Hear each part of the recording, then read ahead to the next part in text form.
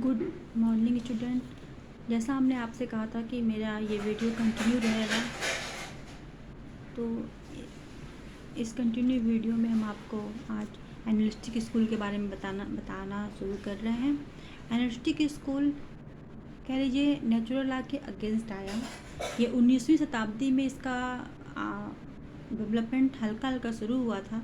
20वीं शताब्दी में ये थोड़ा कम हुआ, लेकिन फिर ये 20वीं शताब्दी के बाद से इसका काफ़ी प्रभाव हुआ और ये स्कूल आया। और इसमें एनालिटिक स्कूल की कुछ विशेषताएं थीं, जिसमें मानव निर्मित विधि एवं नैतिकता को बहुत ही ज़्यादा, मानव निर्मित विधि मतलब विधि में विधि क्या है, मानव निर्मित होती है, लॉ मेकिंग ऑफ ह्यूमन, मानव द्वारा बनाई जाती है। इन्होंने लॉ और मॉरलिटी में डिफरेंस बताया और विधि को सारी चीज़ों से अलग बताया। विधि को इतिहास से, नागरिक शास्त्र से, राजनीति से, विज्ञान से सबसे अलग बताया। और इन्होंने कहा कि देश की विधि में विधानमंडल का होना आवश्यक है, विधायिका ही परिपूर्ण विधि है। और इन्होंने साक्ष्य, तर्क और परीक्षण, एविडेंस, रीज़न और एग्जामिनेशन को अपनी विधि का स्रोत बनाया। इनमें सबसे पहले आते हैं जॉन ऑस्टिन, जिनका काल 1719 से 1859 तक है। लेकिन ये बात आपको जाननी चाहिए कि इनसे पहले बेंथम आ चुके थे, लेकिन बेंथम की जो थ्योरी थी वो पब्लिश नहीं हुई थी और इनकी थ्योरी पहले पब्लिश हुई, इसीलिए इन्हीं को इंग्लिश विधिशास्त्र का जनक माना जाता है। इनके दो प्रमुख कृतियाँ हैं, एक प्रोविंस ऑफ जूरिस्प्रूडेंस डिटरमाइंड 1832 के है, ए प्ली ऑफ कॉन्स्टिट्यूशन है। इंग्लिश विधिशास्त्र का जनक इनको माना जाता है। इन्होंने विधि का आज्ञात्मक समादेश, इम्परेटिव थ्योरी ऑफ लॉ, इनका प्रमुख सिद्धांत था। इस पे इन्होंने जो इनके विधि का आज्ञात्मक समादेश या इम्परेटिव थ्योरी ऑफ लॉ के इन्होंने मुख्य तथ्य बताए, जिसमें सॉवरेन पावर और कमांड, हाँ, दो चीज़ इनके इसमें पाए गए विधि के आज्ञात्मक इम्परेटिव थ्योरी ऑफ लॉ में। तो सॉवरेन पावर संप्रभुताकारी शक्ति और कमांड या आदेश और शास्ति, तीन चीज़ें इनके विधि में प्रमुख रूप से पाई गई। तो जो सॉवरेन पावर जो है वो तो है कि एक प्रभुता सत्ताधारी एक कोई है, जैसे विधायिका को ले ले या किसी राष्ट्रपति को ले ले या कोई सत्ता है जो समादेश देती है। समादेश कैसे, समादेश इन्होंने दो प्रकार का बात था, एक इन्होंने सामान्य जनरल और एक इन्होंने स्पेसिफिक समादेश की बात की। जो इनका सामान्य समादेश था या कॉमन कमांड था, वही इनके विधि का अस्तित्व, यही इनके विधि का आधार था। सामान्य सभी में समान रूप जारी किया जाता है और जब तक कि उसका निरसन न हो जाए, जब तक कि उसे किसी सत्ता द्वारा उसको हटा न दिया जाए, तब तक वो जारी रहती है। और जो विशिष्ट होता है, ये कुछ विशिष्ट व्यक्तियों के प्रति सभी समय के लिए या सभी व्यक्तियों के प्रति कुछ समय के लिए, यानी विशिष्ट होती है, स्पेसिफिक होती है। जैसे कि हमारा एविडेंस है, ये स्पेसिफिक लॉ है, ये सामान्य लॉ नहीं है। जनरल कॉमन को ही इन्होंने पॉजिटिव लॉ माना। और इन्होंने इसके कुछ तत्व बताए, जैसे कि प्रत्येक कानून का एक प्रकार का समादेश है। विधि में समादेश का होना बहुत ज़रूरी है, बिना समादेश के विधि हो ही नहीं सकती। फिर निश्चयात्मक कानून संप्रधारी के प्रत्यक्ष या परोक्ष आदेश होते हैं, और जो पॉजिटिव लॉ होते हैं वो संप्रभुताधारी के, सॉवरेन पावर के प्रत्यक्ष या अप्रत्यक्ष आदेश होते हैं, तभी उसको लोग इतने उससे मानते हैं। प्रत्येक विधि आचरण संबंधी क्रम प्रस्तुत करती है और प्रत्येक विधि में आचरण संबंधी नियम होते हैं, हमें क्या करना है क्या नहीं करना है, ये सारे नियम होते हैं। जैसे आजकल हम लोग देख रहे हैं, जब से ये कोरोना आया 2019 से मास्क लगाना ज़रूरी हो गया है, और मास्क न लगाने पे एक लंबा अच्छा खासा फ़ाइन भी दिया, लोगों को चालान कटता है, फ़ाइन। ऐसे हेलमेट लगाना बहुत अनिवार्य कर दिया गया है। संप्रभुता राज्य के भौतिक शक्ति में निहित होती है। संप्रभुता निवास कहाँ करती है, राज्य के भौतिक शक्ति में निवास करती है।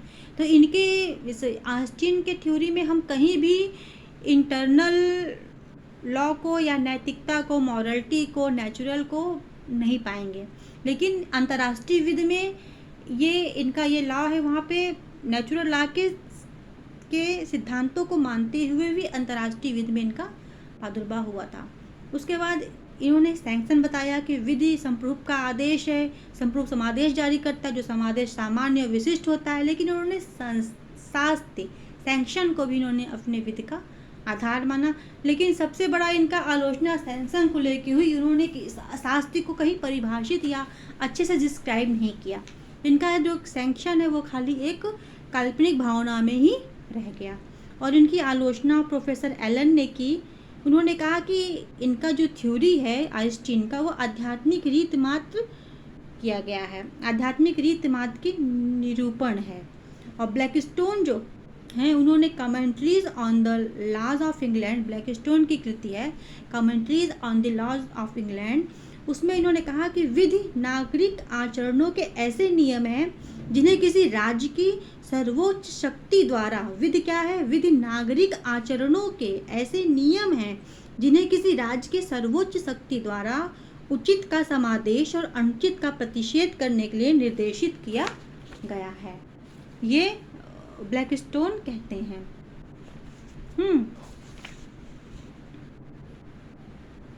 कहते हैं तो ब्लैकस्टोन इस बात को कहते हैं।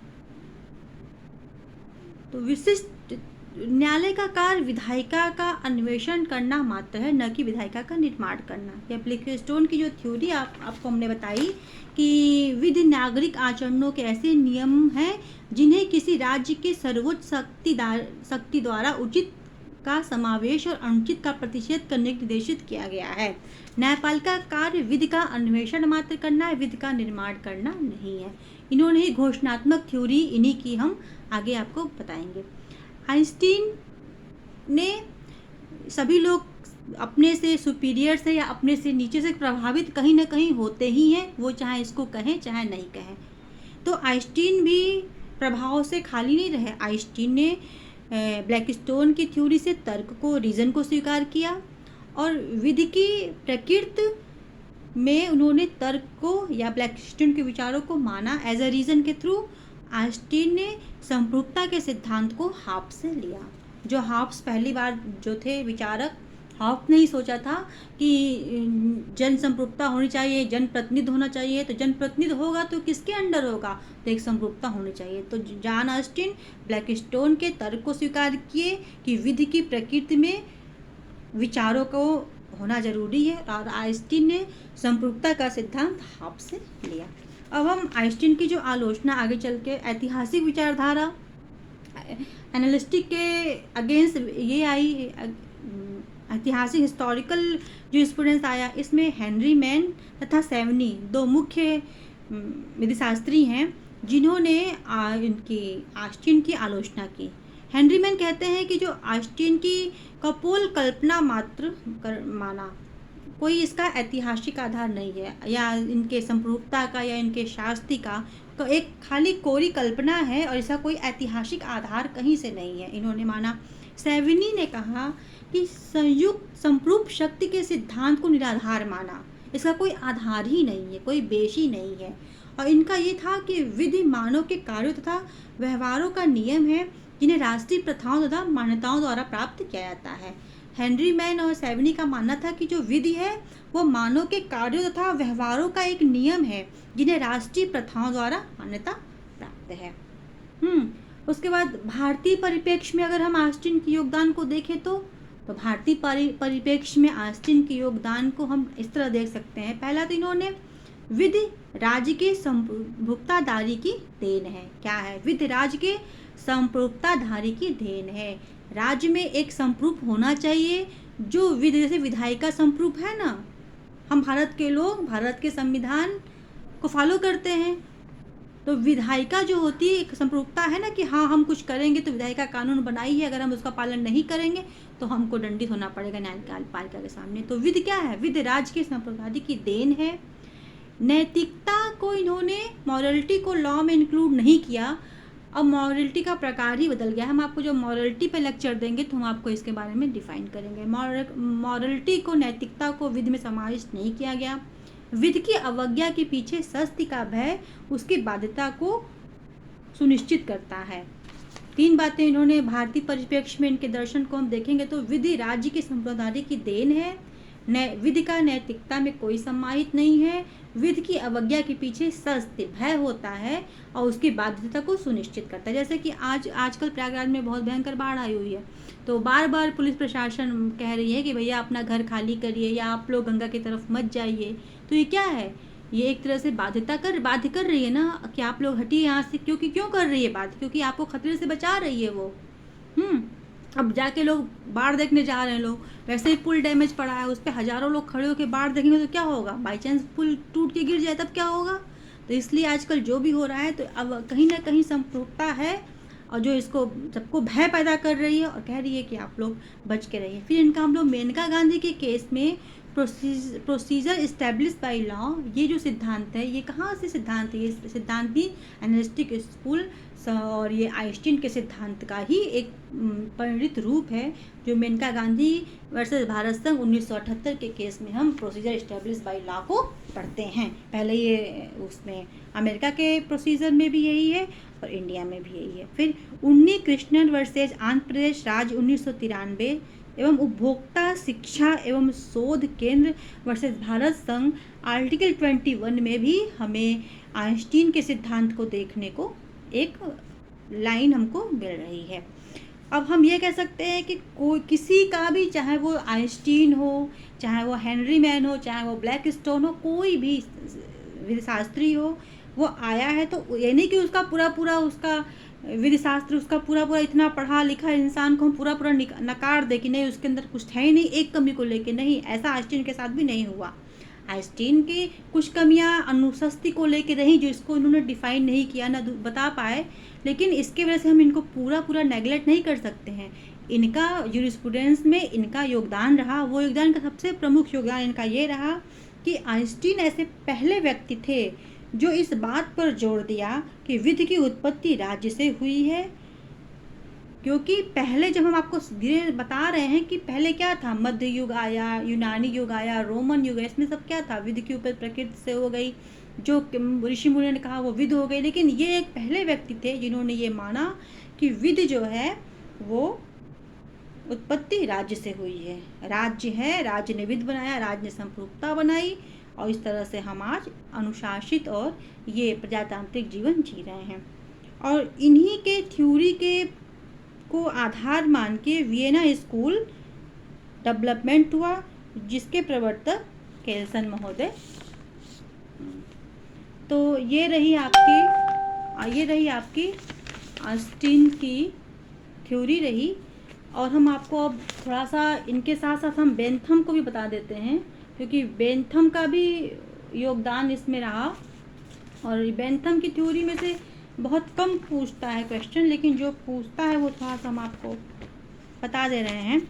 बेंथम का काल 1748 से 1832 तक का है।